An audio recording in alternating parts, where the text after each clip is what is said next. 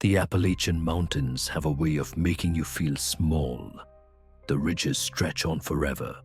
The forests close in tight. And once you're deep enough, the rest of the world just disappears. That isolation can be peaceful during the day. But at night, when the air grows cold and every sound seems sharper, it can become something else entirely. Hello, and welcome to No Sleep Tonight. Before we begin, don't forget to like, share, and subscribe. It helps this channel grow and keeps these true horror stories coming. Alright, let me tell you about 3 of those nights. 3 cabins. 3 reasons you'll never look at the Appalachians the same way again. Cabin of Whispers. The Lost Child. I found the cabin by accident. I was following a narrow ridge trail, barely more than a deer path, when I saw the roofline through the trees. The place looked ancient, slouched to one side, like it was tired of standing. The boards were gray and splintered, and the forest had nearly swallowed it whole. The front door was hanging off one hinge. When I pushed it open, the sound echoed too loudly in the silence. Inside, the air was thick with mildew, and the faint smell of something sour clung to the wood. My boots crunched on broken glass and old nails. There was almost nothing left of the loft above, just fragments of beams crossing the ceiling. I spread out my gear, telling myself it was just for the night, but the moment I settled onto my sleeping bag, I felt it. The silence wasn't right. It wasn't the calm hush of the forest. It was heavier.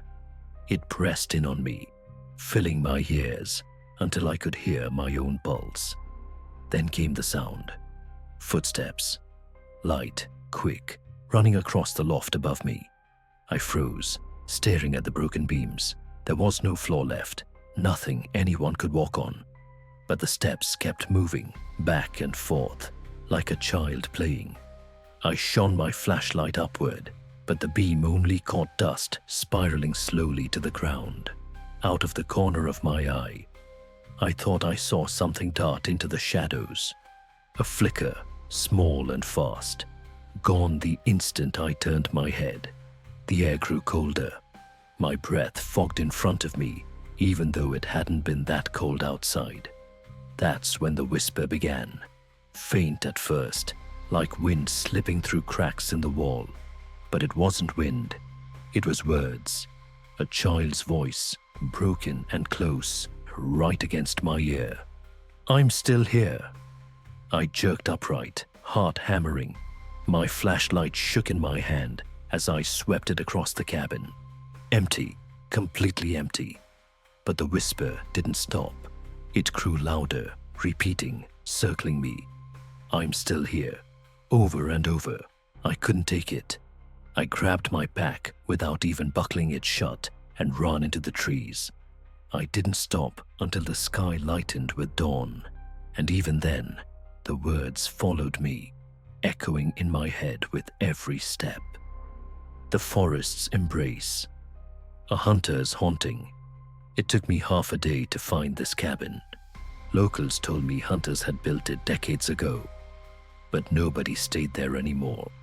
When I pressed for why, they just shook their heads, said the woods were wrong in that stretch, and left it at that. I followed the remains of a logging road, swallowed in moss and ferns. The deeper I went, the quieter it got.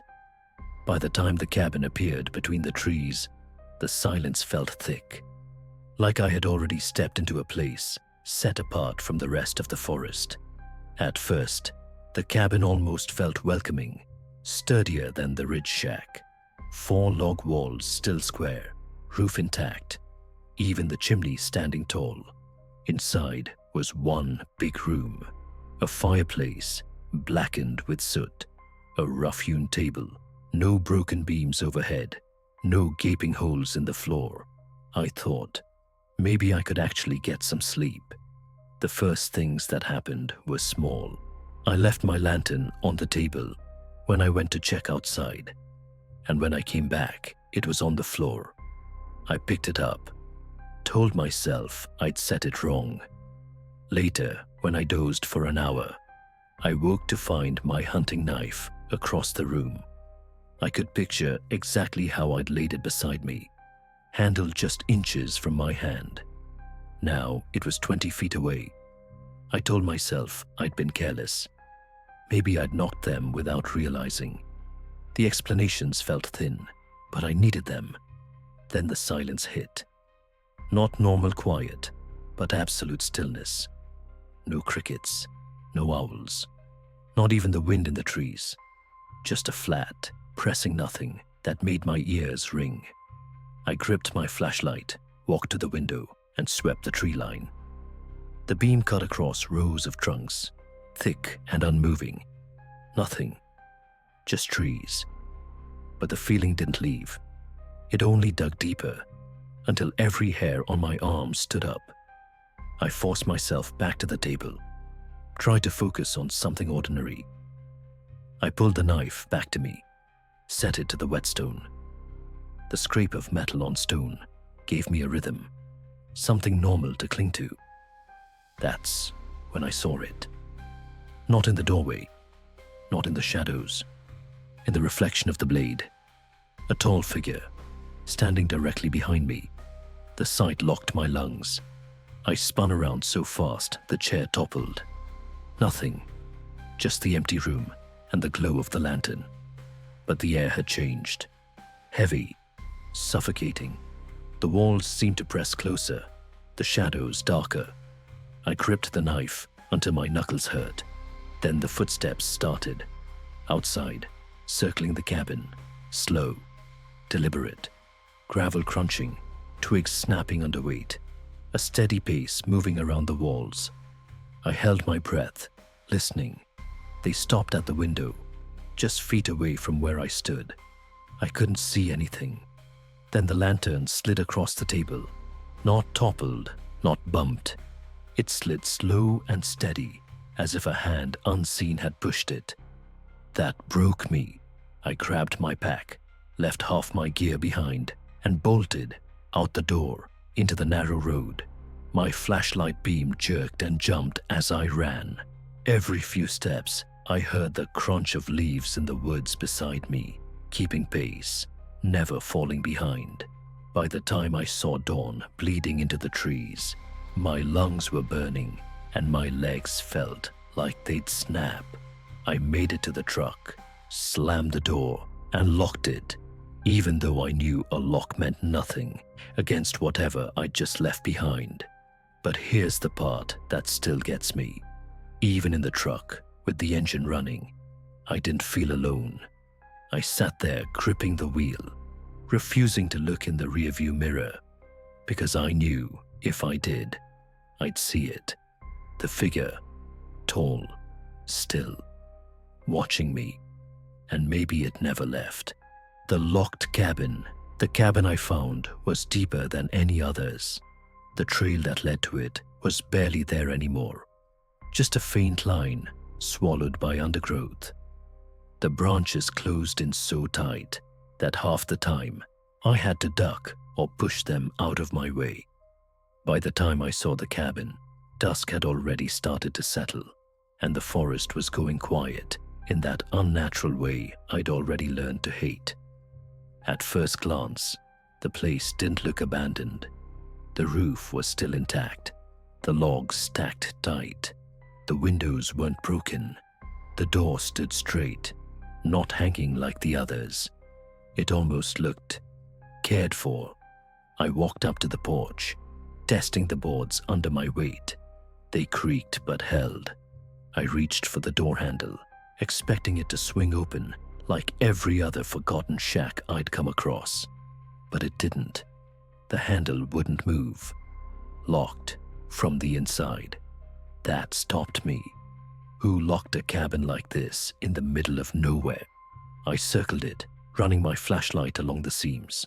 Through the cracks, I saw only emptiness, dust, cobwebs, no furniture, no movement.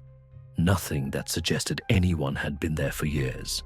I stood there debating if I should force my way in, when the sound came. Knocking. 3 sharp raps on the other side of the door. I froze in place. My light trembled against the wood. The sound had been clear, solid knuckles on hollow boards. I called out, asking if someone was inside. No answer. The forest behind me had gone completely still. Not a single insect, not a breath of wind. Just silence pressing down. And that door in front of me. The knocks came again, slower this time, drawn out, like whoever was in there wanted me to know they were waiting. I backed off the porch, scanning the windows. Nothing, not even the shift of a shadow. I circled the cabin again, faster this time, hard hammering, looking for tracks, a sign, anything. But the ground around the place was untouched. No footprints, no path, no sign of life. Then, as I came around to the front again, the knocks started a third time. Louder, heavier, each one shook the frame, just enough for the latch to rattle. That broke me. I turned and walked quickly down the trail, forcing myself not to run. My light swung back and forth across the trees, but I kept it away from the cabin. I didn't want to see that door anymore. When I finally stopped to catch my breath, I realized I hadn't heard the forest return. No insects, no night birds, just silence. And in that silence, I thought I could still hear the faint echo of knocking behind me. Weeks later, I passed through the same valley again. I wanted to prove to myself it had just been an abandoned shack, that I'd let fear twist a simple noise into something worse. But when I followed the trail, the cabin wasn't there. The clearing was the same. The trees were the same. But where the cabin had stood was nothing but undergrowth. No boards, no foundation, not even a trace of the porch. I'd stood in front of that locked door.